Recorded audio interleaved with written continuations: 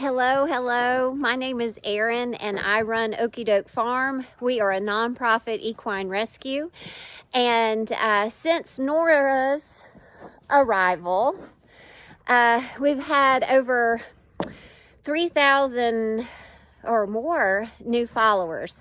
And I just wanted to take a moment and say hello and welcome to Okie Doke Farm. Thank you for your support. Thank you for your comments. Thank you for your engagement. But I also wanted to take a moment and share who we are and why we do what we do. I took in my first kill pen horse, Faith, from Texas 5 years ago. And since then, I believe it's been over 50 equine in the last 5 years that we have personally brought here to Okie Doke Farm. But we've also helped network for dozens and dozens more who we just wanted to help them get out of the slaughter pipeline and into a home. So we help connect them to homes. Right now, I personally am caring for 17 horses, 3 mini horses, and 6 donkeys. And the girl behind me, I thought was just a really great reminder to show folks what we do and why we do it. Now this is Promise. Let's see, I can't tell if you can see her eye or not, or lack of one, but since she's been here, she was also rescued out of the slaughter pipeline almost a year ago. Actually, it's been right at a year, and she has since put on over 200 pounds. She also had major cancer in her left eye and cancer in her right eye, and then multiple other cancer places that had to be treated. We had her eye removed so that she could be comfortable. And quite frankly, we weren't sure what extent we probably needed to go to help her. But we did this, and she's doing great, and she's gained again over, I want y'all more interested in what they're doing. Oh, Nora! She's gained over 200 pounds. Now, what's not typical of our rescue is Nora. And Nora weighs, and I don't know how much you can see her because I can't turn the camera around, but Nora she's actually overweight. Now, we weren't even sure if she was pregnant or not. We knew that she was a recip mare. We also knew she had been used as a brood mare. We also knew she was in a kill pen, getting ready to head to slaughter. Let me rephrase that because I got tongue-tied. Getting ready to be sent to slaughter. Now, somebody bred her. Somebody used her to make babies. They bred her on purpose. She's here because somebody bred her. She made babies for years and years.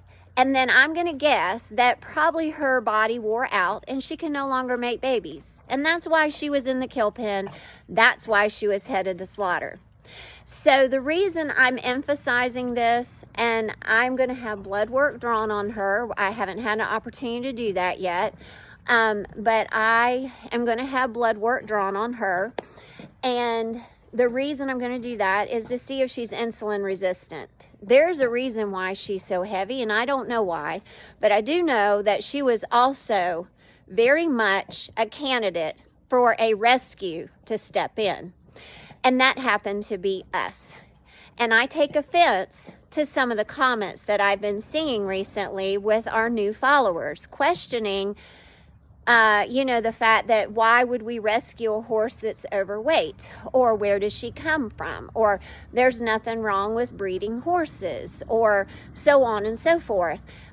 There's a lot wrong with breeding horses if your end goal is to only breed them, make the money, and dump your horse. There's a problem with that.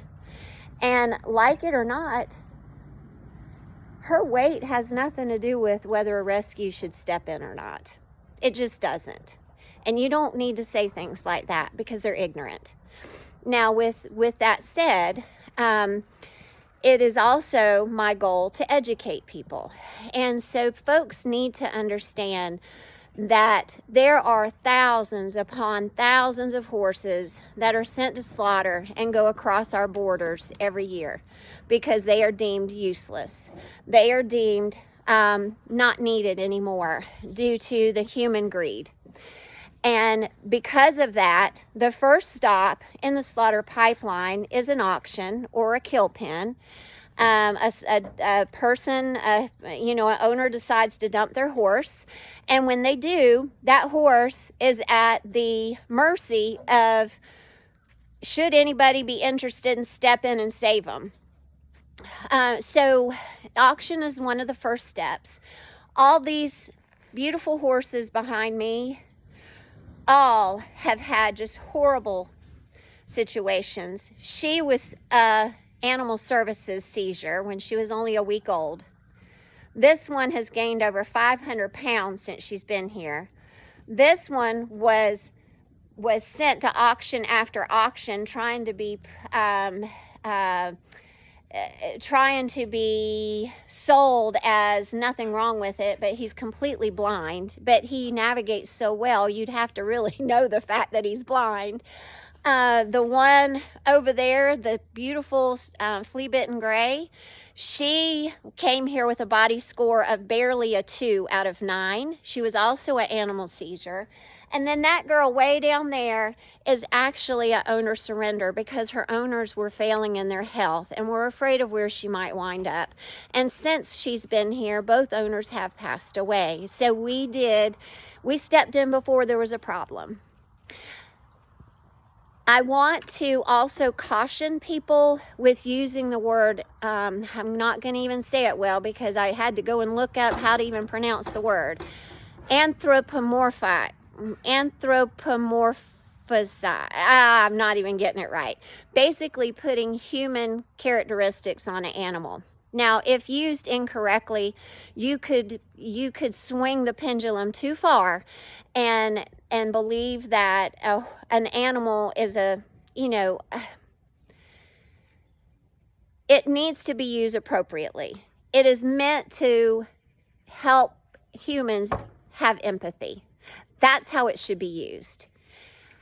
As a rescue, and I'm only rescuing because there's a huge need. Rescue, Cody. Rescue, restore, rehome. We rescue abandoned and tossed equines. We restore them, restore their trust through time, patience, kindness, gentleness, and respect. And we rehome when that right home comes to them. Respect is a huge piece of what we do here. We set boundaries, we teach them to be good citizens, and we teach people how to handle horses on the ground, to recognize typical horse behavior and how to handle it should it seem different than what they would like. Also a way to keep horses in homes as we work with owners to help their horses. Now I've gone way too long, so I'm going to wrap it up. One of the comments that I would tell you was really good is that you should always do your research. Always do your research. People will promise the moon. People will say things that are not true, and people will misrepresent so many things. You need to do your research. And if something doesn't sound right, then it probably isn't. And if you are going to support a rescue, I would encourage you to do your research. Any reputable rescue is going to not have a problem with questions being asked. And then lastly, there's a huge problem. So don't worry so much about creating conflict. Let's talk about solutions. And let's talk about ways that we can help these animals and recognize that most of the conflict against rescues comes from people who have ulterior motives and ulterior intentions, meaning that they are doing the exact opposite of what rescues are trying to do. They are the ones that are dumping horses or breeding horses or trying to discredit rescues. It's stupid, it's silly, and it really infuriates me. With that said, Feel free to check out our page more, okiedokefarm.org. We also have a website, and also do your homework. Thank you for listening. I know this was a long video. You're awesome.